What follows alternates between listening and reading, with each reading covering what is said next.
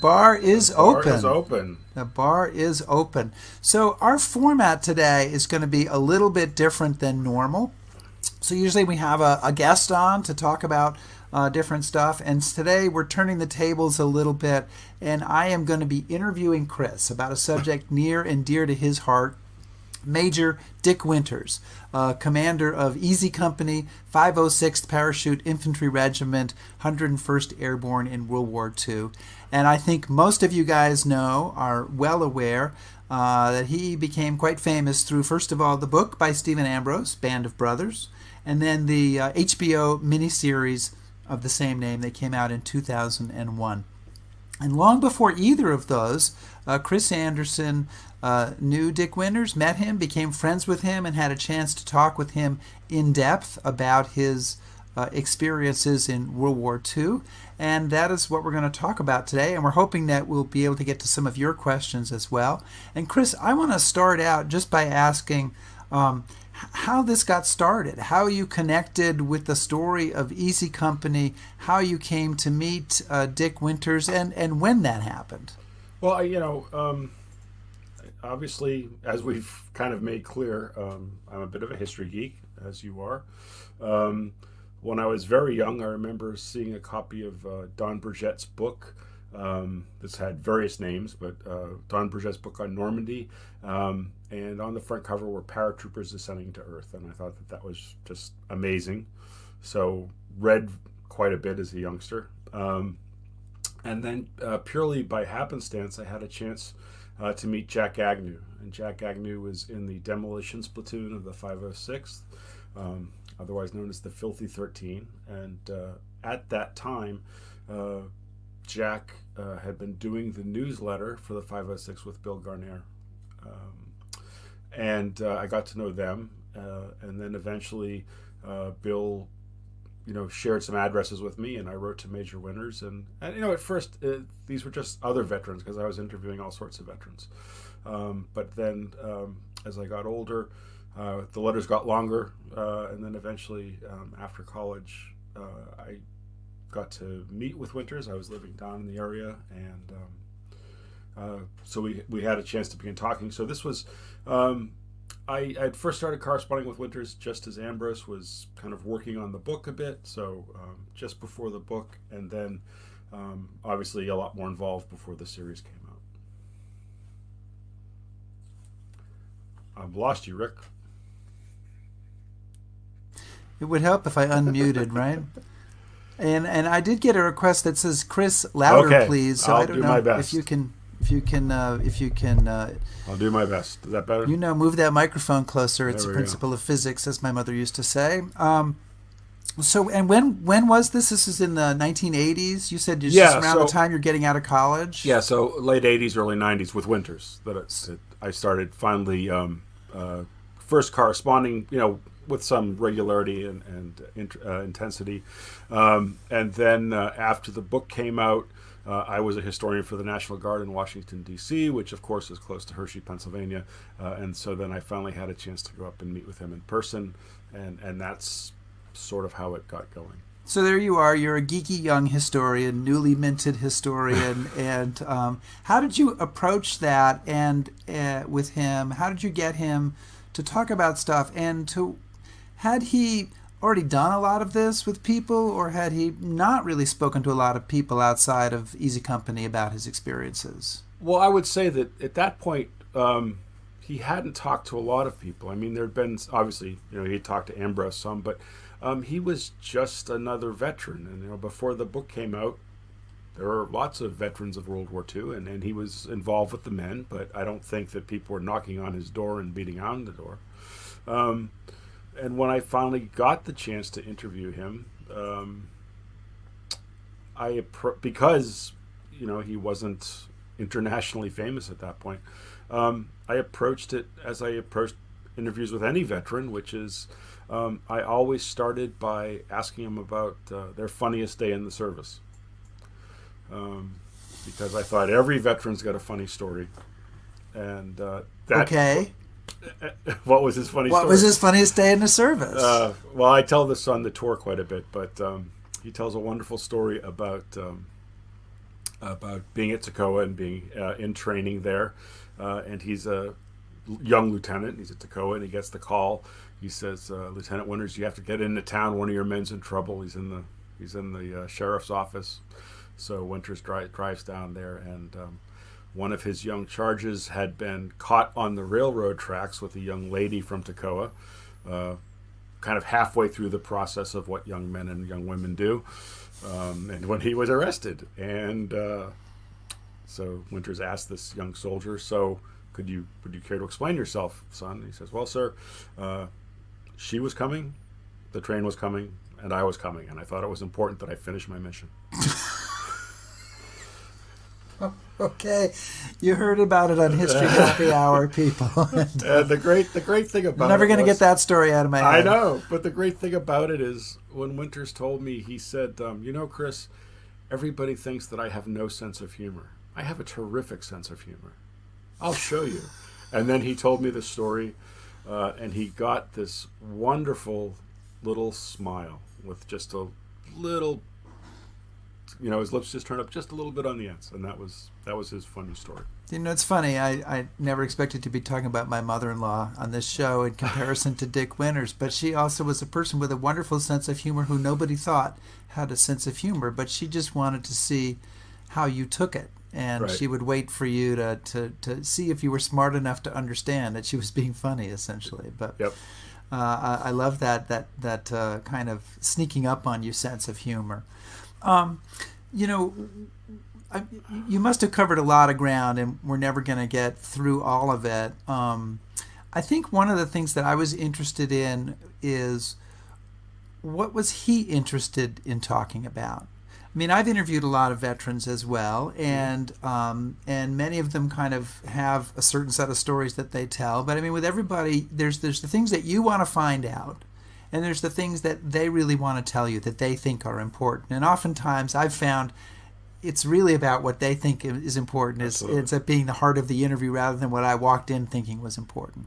Right. So, what did he want to talk about? What was the stuff that he really wanted to come back to and expound on? Well, I was thinking about that a lot this week, because I'd actually written a blog post about how the tour came about, which dovetails nicely with this. But one of the things that he always would talk about whenever we spoke was leadership. He said that if people are just interested in the war because they want to know what happened, or kind of morbid curiosity, there's no point in that. There's no reason for me to talk. But if I can impart some of the things I learned, so that should this happen again, should young men find themselves in this position again, they can take something, they can learn something from what I experienced. So his kind of reason that whenever he spoke about this was all about leadership. And that actually goes back, all the way to the war. They're being evacuated from Normandy, so, July 44, they've just endured the Normandy campaign, his first time in combat. And his friend Lewis Nixon comes up to him and says, "Dick, we're going to be getting a lot of replacements in when we get back to England. And what we'd really like is for you to talk to some of these young officers about leadership, what it takes to lead men in combat." And so, from a very early point in the whole process, that became what was so important to him.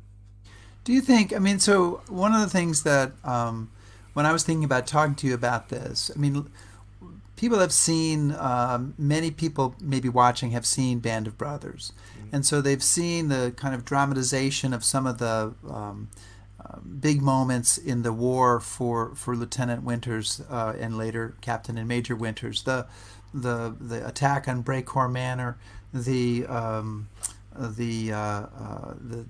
what they called the attack at the island in October '44 in Holland, the attack on Foy, just to pick three. Also, when he led folks into Carentan.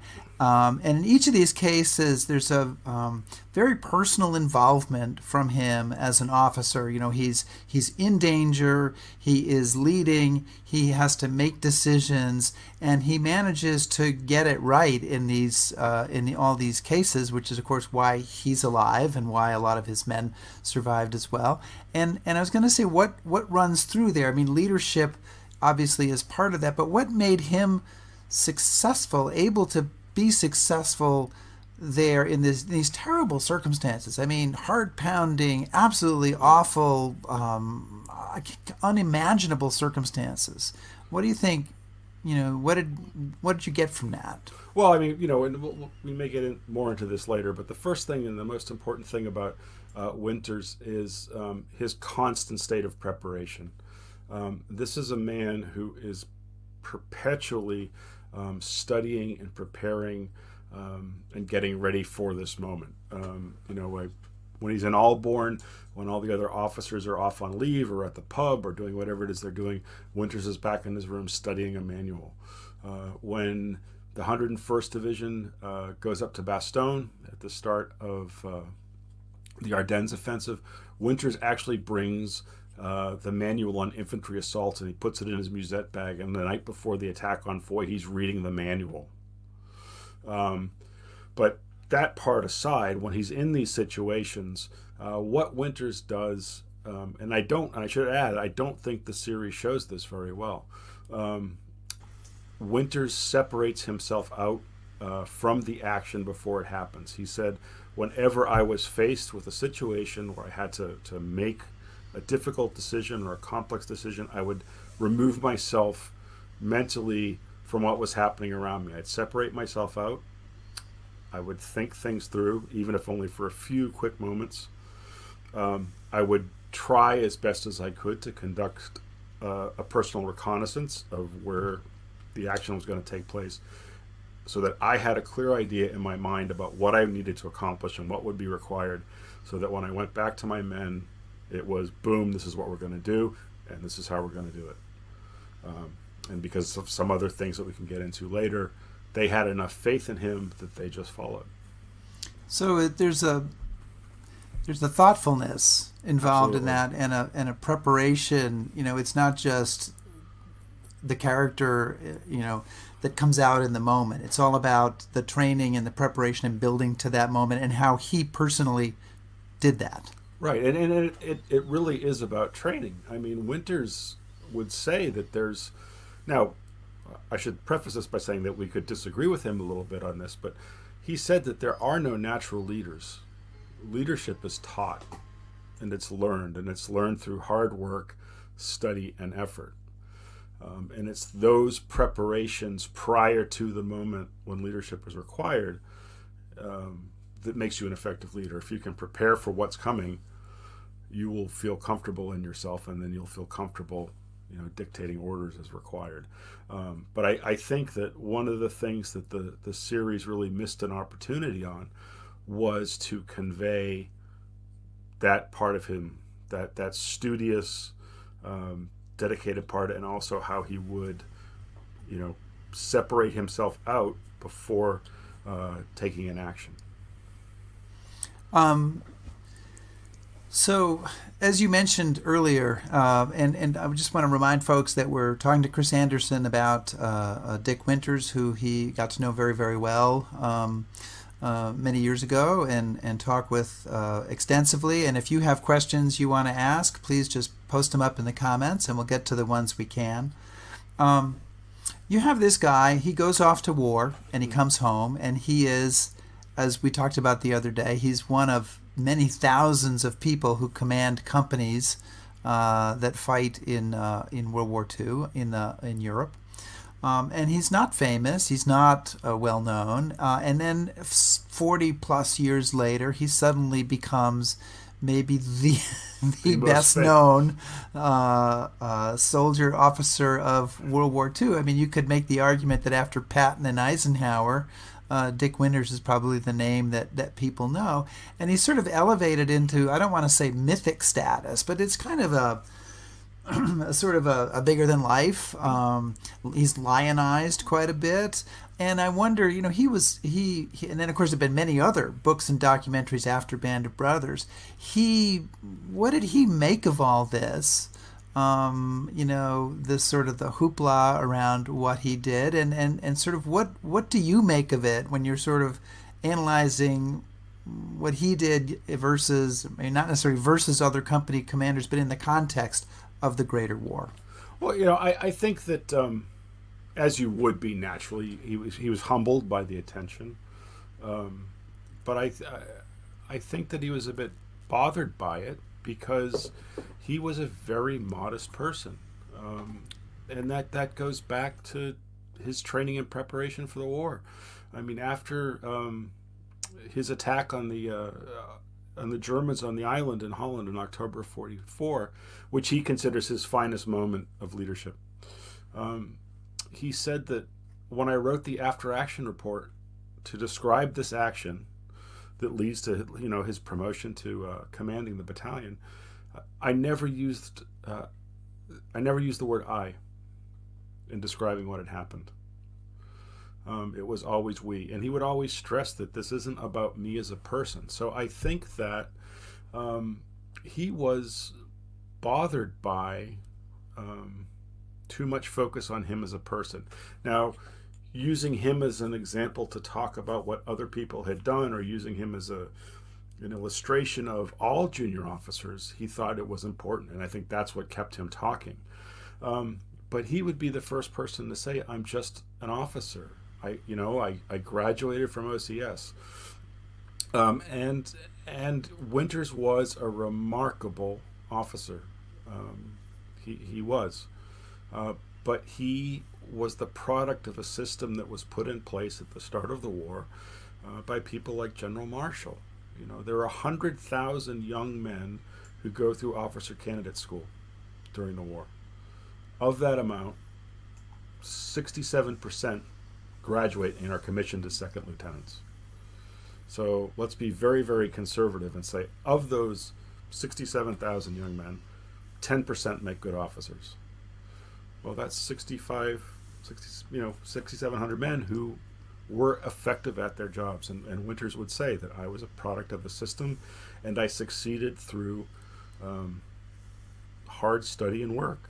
It didn't come naturally to him. Well, we've got a related question on that from John Matthew, who asks, what did Dick Winters think of the TV series, and what does Chris think about it? And so you can give us your point of view. We don't take up the rest of the hour, Chris. That's all I ask. No, I think Winters was very impressed by the series. I think overall he was very happy with it. He would certainly call out things that not that were wrong, but that were different than what had happened. So he talked about some things in the operation on the dike that he said was artistic license. There was some artistic license taken during the last patrol episode, but as a way of conveying the idea of leadership and what soldiers in World War II accomplished, he was very supportive of the series. I should also mention that he was also deeply involved in the series. So Winters is all about study and preparation. So when they were making the series, when there were things that he said that's just too far, he would call him out on it. And I know at one point they were filming an episode in which Winters cursed. He swore a blue streak. And Winters called up HBO and said, "Nope, didn't happen. Got to change it." And HBO said, "Well, I'm sorry, Major Winters, but we've already filmed it, we've edited it, and it's getting ready to go. So, you're just going to have to live with it." And Winters was like, "Oh no.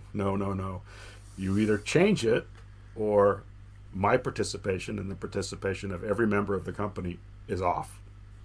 And so they changed it. I think part of the reason he was happy with the series was because he made sure that he was happy with the series. For me, I think it's a wonderful series. I think it does a great job of conveying the story of a company in combat during World War II. Do I think it's 100% accurate or authentic? No. Are there little things that I quibble with? Absolutely. But as a way to, again, talk about a company of soldiers in combat, I think it does a very good job. And of course, the biggest thing it does is it made millions and millions and millions of people aware of what these men had done.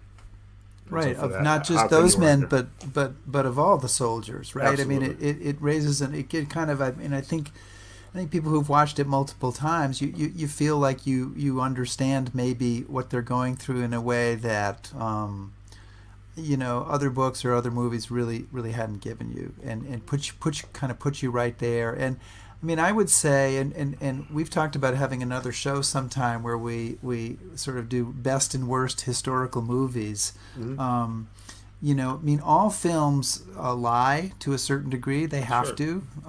It's inherent in the form. Even documentaries.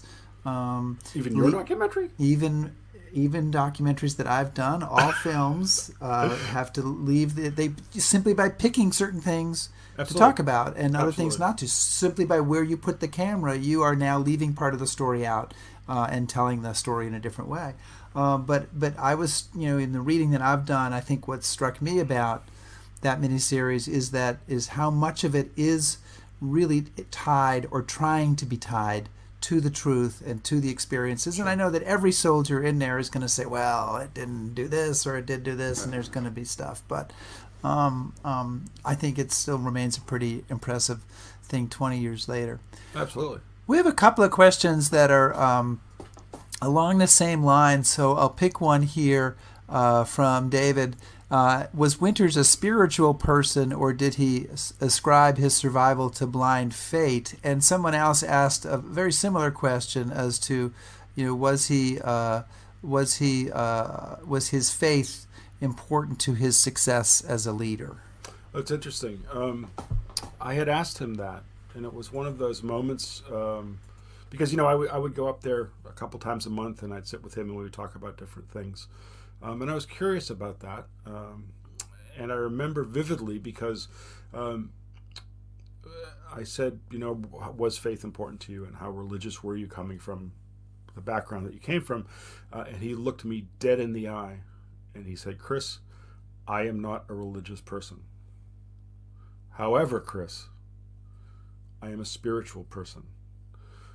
And what I mean by that is faith is something that is very personal to an individual. So it is very important to me. My faith is a very personal thing, but I'm not religious. However, saying that, he took great comfort in going to church, particularly when he was in England, staying with the Barnes family in Albourne. He would always go to Mr. Barnes's services. And he would always, if opportunity presented itself, go to religious services. But that was a very personal thing to him. There was never any public pronouncements of faith or anything. That was something just for himself. So this is a comment more than a question, and it comes from Stephen Ambrose Historical Tours, and I'm gonna make the wild guess that this is Edie Ambrose making this comment, who is of course Stephen Ambrose's niece, and unless of course it's her husband Yakir, who said that Ambrose told me that Easy Company and Winters are just an example of a U.S. Army unit, although a great example, and that the story was made easier to tell because he kept great records, notes, and maps, etc. Did you find that when you were talking to him? Did he have a lot of material that he was able to refer to that way? Oh, absolutely. I mean, people in other companies and other people I've met over the years have said, well, why did they pick Easy Company, and why is Easy Company so special? Well, one of the reasons is that Winters prepared himself and his company for that. I mean, unlike a lot of companies and a lot of veterans, at the end of the war, Winters stayed involved. He always kept tabs on the men. He saved every letter in and out. He made notes about every phone conversation, and he saved all these things so that it was a form of preparation for him. And so that when Ambrose came along with an interest in writing a book about a company in combat in Europe, boom, here is a guy who is prepared and ready. And Rick, you're a writer. If somebody came up to you and said, I have a filing cabinet full of all the primary sources you will need to write your book, you would probably say, I'm going to write your history. Right, especially if that's interesting. I think that's always, a lot of writers that I've talked to, and you and I have talked to a lot in the last 25 weeks, will say, I look at a story, I'm interested in a topic, and then I like check around to see if there's going to be any material there. Is there some kind of diary or some kind of Right. records or something that I can delve into? Because of course, the stories change, right? The oral history stories, Absolutely. and I wonder, over time, the fish gets bigger, right? Mm-hmm.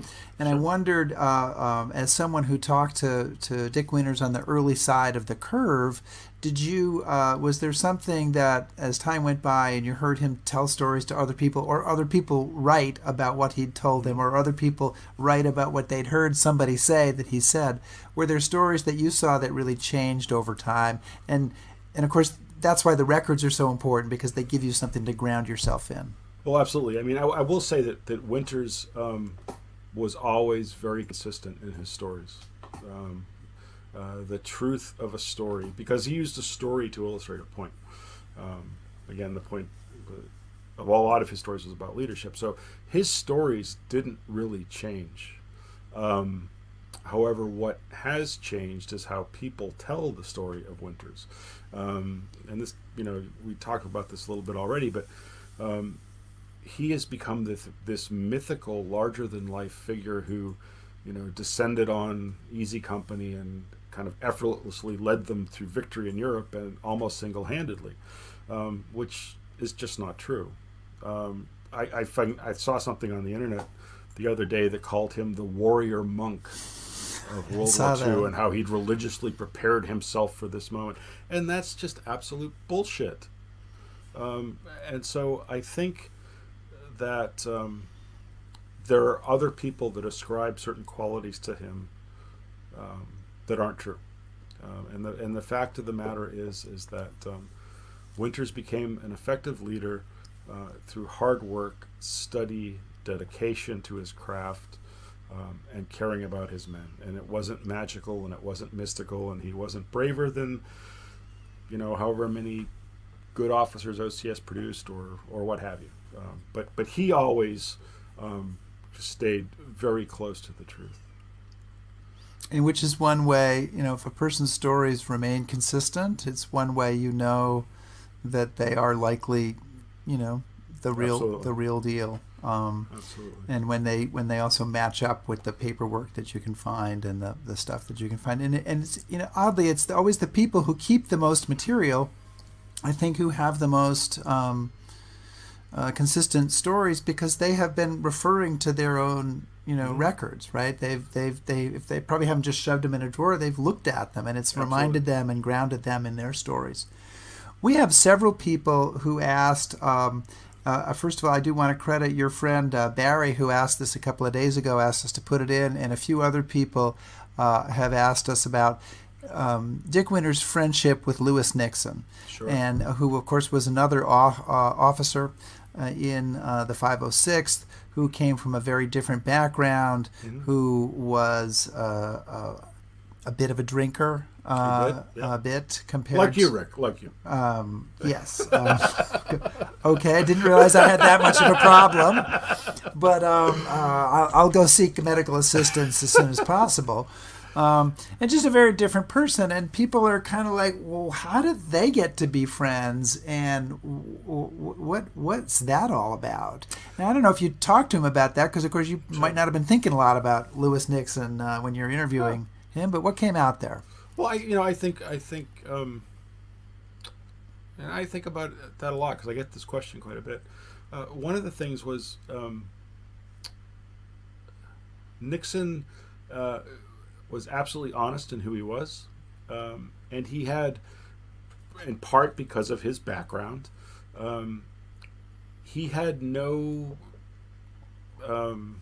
ambition as far as I have to be the best officer, or I have to prove myself, or he was very comfortable in his own skin. And I think because Winters felt comfortable in his own skin, there was that sense of, we're just here to do a job, and we're going to do it well, and I don't care about who gets the credit or whatnot. So I think that was part of it. The other thing was that that Winters told me that for all of Nixon's, you might want to call them problems or personality quirks or whatever, he was absolutely dedicated to the mission. So he was very serious about what they had to do and what was at stake, and that was important to Winters. So the fact that he felt comfortable with Winters, he wasn't a rival. He didn't have anything to prove, so they had that. I think that Winters was a very studious person, not self-educated, but in a way, he was always trying to improve himself. And Nixon was a smart guy, and they could have intellectual conversations about things, and I think that Winters found that comforting. You know, Jack Sadler made a comment here. He says, I told Winters he was my hero, and he said, I am no hero. Spears, Lieutenant Spears, is a hero. And that's I'm going to jump from that to a question to you, Chris. I imagine, when I think of your conversations with Dick Winters, that he probably talked a lot about other people. Like you said, he didn't put me in that report. He didn't put I. He talked about other people. So what type of behavior impressed Dick Winters? What impressed Dick Winters? People that understood the responsibility of leading men into combat. So Winters was very impressed by McAuliffe. He was tremendously impressed by Eisenhower. And making that decision to launch, to have the paratroopers jump during the invasion. He admired people who just wouldn't give up no matter what. So I think of a young woman I know, or she was a young woman, Barbara Sowerby, who was a young girl who was captured by the Japanese as a young girl and survived the Japanese prison camps. And they got to know each other because Barbara made it back and lived in Allborn. And some of you may have met her. She and her husband and son, they have the last Nissen hut that Easy Company stayed with when they were in Allborn.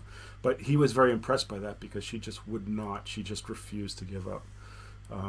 And he was also in awe of the men of Easy Company and what they would endure. But the things that would impress him the most, I would say, would be people that took their position seriously, that worked continuously to improve themselves and be ready for whatever was to come, and people who just would not give up. And you know, Ted Moon asks a question here. I clicked on the wrong one. Sorry there. About Lieutenant Compton. And said that, you know, watching the miniseries, it appeared that Winters did not agree with his style, and I don't know if that's the TV series or reality. You know, what can you share about that? So that's Lieutenant Buck Compton, who later went on to become a Supreme Court judge in California, or had some tremendous post-war career. Well, I mean, and this again, I think is something that's kind of been lost in the evolving view of Winters. Winters admired Buck Compton as a combat leader immensely. He thought he was a fantastic officer. But his one criticism of Compton was that he perhaps got a little bit too close to the men. That he didn't understand that there was a point at which you couldn't be their friends.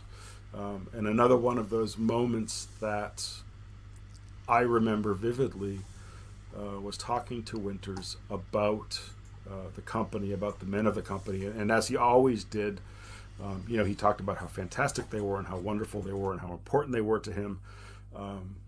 But he did then look me dead in the eye and he said, Chris, despite how I felt about these men, if I had a mission to accomplish, I would have sacrificed them to accomplish the mission. Which, you know, caused me to rock back and try to process that. But I think that he maybe thought that Compton didn't understand sometimes that there was a separation. At some point, you have to command these men to do things that you might not want to do. That it was hard for Compton to do that. And it was certainly very, very hard for Winters, and we can get into this more. It certainly weighed on him, but he said, I had a mission, and if I needed to do something to accomplish my mission, I would do that. Well, you said earlier, I think when we were talking before we went on the air, that and I assume this is what you're referring to, that the sort of the duties of leadership weighed heavily on him. Absolutely. That the fact that he was commanding men in battle, life or death, weighed heavily on him then and continued to weigh heavily, it sounds Absolutely. like. Yeah, I mean, he lived with that war every day for the rest of his life, and I don't say that lightly. And again, I think that's something that may have been lost in the years or because of all the hype.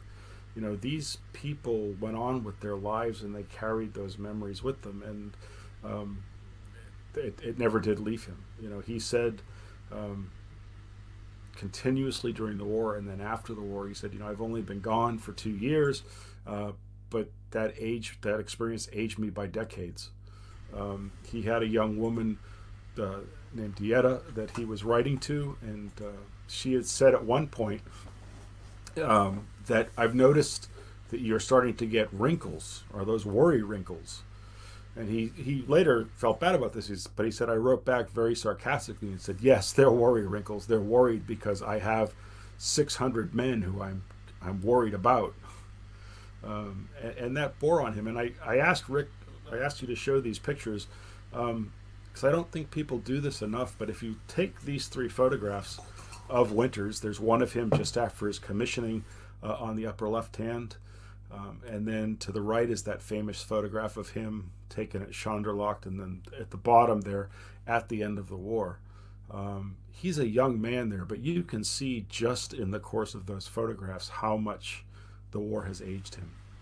And I'd encourage you, if if the pictures are small here, if you get a chance, you can find these photographs on the internet. Print them out and hold them up very close to one another, and you can see just physically how that war changed him. Yeah, he looks like a 40-year-old, 50-year-old in that bottom picture. Absolutely. It looks completely different than the other person. Pictures. Chris, I want to kind of change things up a little bit here. Sure. George Luz, whose father, George Luz, served in Easy Company under Dick Winters. George, I don't know if it's Junior, but I'll say George Junior to George distinguish, is a frequent viewer of this show, and he sent some audio along to us from around 1992 from a book signing that Winters did when he was talking, and he thought it would be interesting for us to take a listen to Dick Winters, and I think it would be, so I'm going to play this little audio clip which has to do with flying in to Normandy there on the night of June 5th to parachute into Normandy, and his description of that experience. It's really quite something, so let's listen. We were on course for Normandy at 2342, and the altitude was dropped now to 1,500 feet. After we hit the channel, we dropped to 500 feet. The reason being, they did not want the Germans to pick us up on radar. In our plane, we received the green light to jump. Normally, the plane will reduce some speed to 95 to 100 miles an hour. However, on this one, when this plane started to be hit, he turned the motors on all the way and started to dive. As I went out the door, I judged to myself, this must be 150 miles an hour. The result was, when the chute opened, the shock was so great, it tore everything off. The leg bag went off. Anything in my pockets went out. Coming down, I was trying to keep my eye on my leg bag so I could get my equipment. I also had a machine gun trying to pick me up. So I slipped to avoid the machine gun fire and tried to slip toward the leg bag. Jumping at low altitude, it was down very quickly. Landed in some trees and got out of my chute as quickly as possible. As I said, the only thing I had at that point was my knife. We found out later the Germans had picked this large body of planes over England before we ever took off. And they were spreading the word to their headquarters, large movement of airplanes over England, suspect paratroopers are on the way. The invasion is. Chris, your thoughts on hearing this? Um, well, the first thing is that just to hear his voice again brings back an awful lot of memories. Um, when we do our Band of Brothers tours, George plays these tapes that he's has gotten over the years, and it always is very poignant for me. So just to hear his voice. The other thing is to just try to think about him at that moment. He's what, 26 years old. He's about to go into combat for the first time.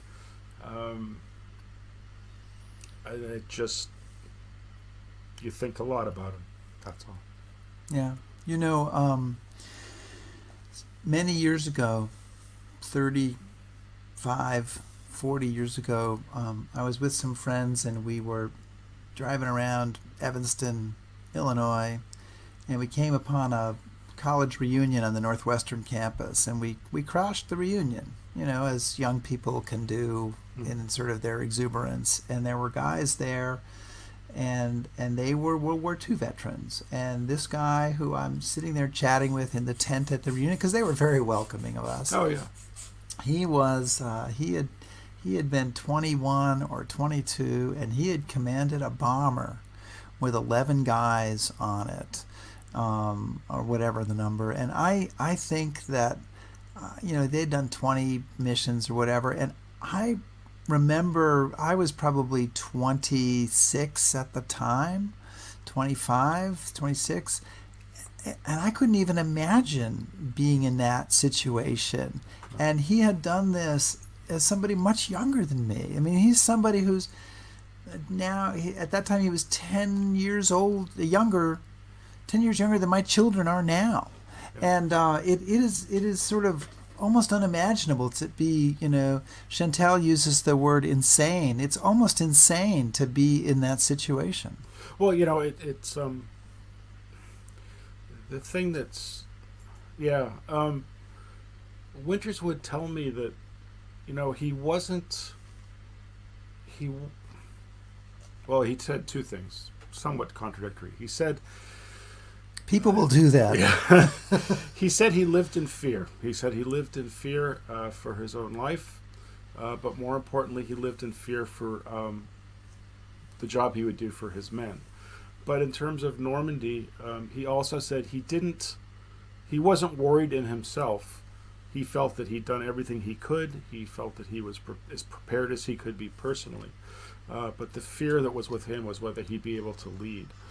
And hearing that speech again, reminded me of what he would say when I would ask him about being an all-born and leading up to the invasion and getting ready for his jump into combat for the first time. He told me that he felt the responsibility of leading these men into combat so strongly that it was a physical presence. He said he could feel the weight of responsibility like you would feel a head cold or a cough. It was always there. So I think that's why, he says in his account that he saw the invasion fleet as they're flying over, and I took up a prayer, and the prayer just never really stopped. I just kept thinking about what I was about to do, and so hearing him talk about that flight over, I'm reminded of him saying that just the thought of the responsibility that he had, that's what weighed on him. So we're talking again about Lieutenant Dick Winters of Band of Brothers, and it's obviously real emotional for you, Chris, because you were really good friends with him, and we really appreciate your kind of talking through some of this with us. And I have a question, and we have some other questions from people that we're going to try to get to, but you and I have both spent invested significant time focusing on World War II through the lens of a single unit. In your case, Easy Company. In my case, the Ghost Army. And of course, the great advantage of that is that you can go into a lot of detail. You can really bring out the experience of individuals. You can understand things close up and then illuminate the larger story through that. But the danger is that you end up overemphasizing maybe the contributions of one unit, although that doesn't apply to the Ghost Army, clearly the most important part of the World War II story. Yep. And perhaps drawing attention away from other folks who deserve attention. And I think of, we had some weeks back, we had Joe Balkowski on here talking about the 29th Division. And I think aside from the Bedford boys, most people don't know anything about the 29th Division. And this was a tremendous battle record, tremendous casualties, many, I'm sure, amazing leaders in it. But hardly anybody knows about the 29th. They know about the Airborne. They know about the Rangers. They know about, maybe they know about the Ghost Army. They know about some of those special units. It's not really a question so much as a kind of an observation that invites your rumination on it. Well, yeah. Let me be absolutely clear before this makes any kind of social media storm that... do go ahead. Here, let's go in for the close-up. Yeah. I care deeply about the Men of Easy Company and the 506. I was blessed to be made an honorary member of the company and a member of the regiment. They're very important to me.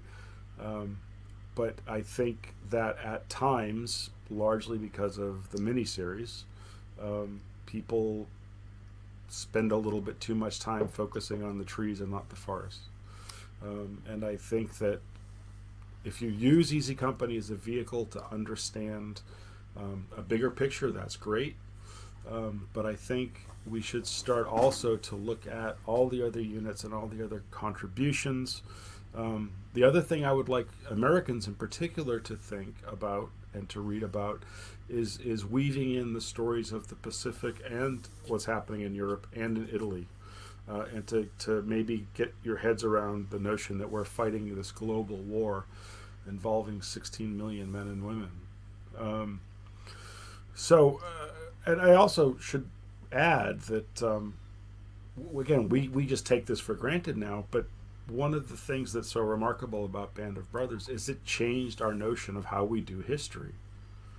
Before Ambrose wrote that book, there is no such thing as a detailed unit study like the Band of Brothers, and now that's just commonplace. I mean, Rick, you wrote the Ghost Army. That's that model that Ambrose set up by using that one little unit. So, and I think that's a valuable tool. I think that certainly helps us understand the war. It helps people come to grips with it. But I think also you should look at the bigger picture as well. Yeah, no, I agree, and I always try to keep that in mind, in both in the storytelling in the book and film, and both in the tour as well. And we always try to put the Ghost Army in the context of what it does with the rest of the war. And I mean, because the Ghost Army is great, but it's not going to work by itself. I got to tell you, Right. The inflatable tanks are not going to win the war. Strike terror into the hearts of the Germans. I know it's not going to work. But I will say that that the miniseries came out in 2001, and I started working on that documentary in 2005, and it was very influential in wanting to talk to as many of the soldiers as possible. And there was I don't want to get us too far off topic, but there was a sense that in stories like this, you would hear about the story, but you wouldn't hear about the people who did it. And when you hear about the D-Day deception, Operation Fortitude, you will hear about the radio operators and the Garbo and the spies turned by the Germans, but you will rarely hear about all the people who worked behind the scenes to kind of bring that to life. And so that kind of detail telling is really, I think, really, really important. We have just a few minutes left here, and so many questions that we're not going to get to, but I want to bring in one from Cassidy Commendatory, and I always feel a great victory when I can say her name without hesitating or stuttering. And Cassidy's been along on some of these trips to Europe, and people will know her. How do you think we can best carry on his legacy and memory as time goes by? Well, I will tell a Dick Winters story to answer that question. I had I would get a lot of requests from people back in the day who would want me to put them in touch with Major Winters or to talk to Major Winters, and it just got to be too much for him.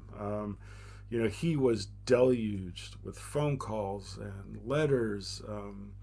You would be able to send mail to Hershey, Pennsylvania, addressed Dick Winters, and it would get delivered because there was a special delivery just for fan mail.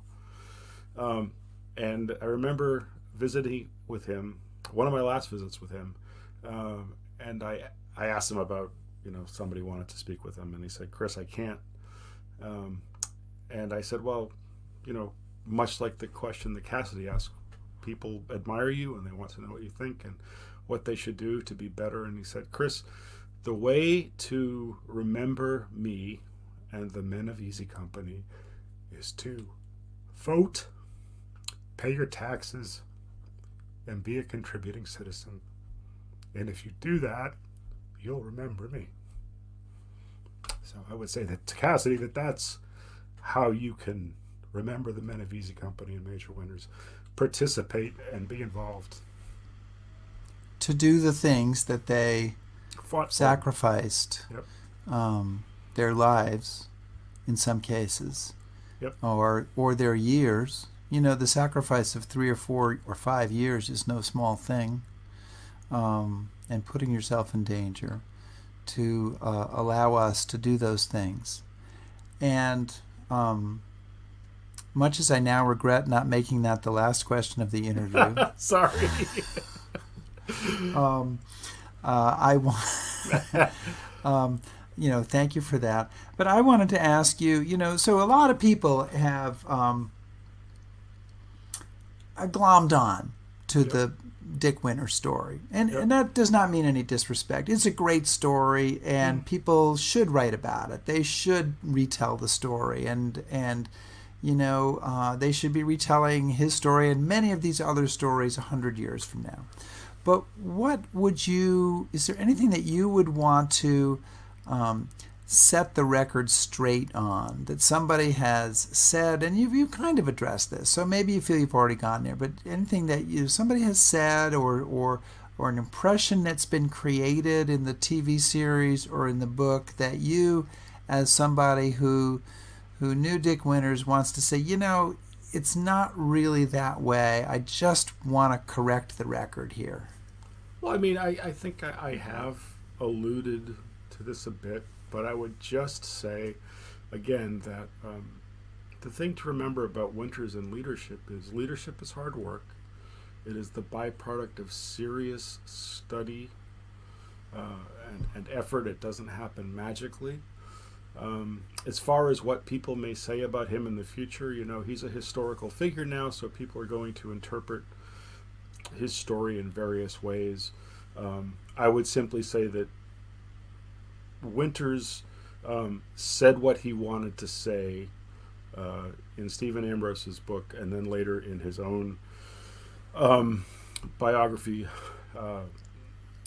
So anything, I don't think that there's anything new in his writings that it's going to come out. But he said what he wanted to say, and if you want to know what he thinks is important, what he wants you to remember, read his memoir, read Band of Brothers,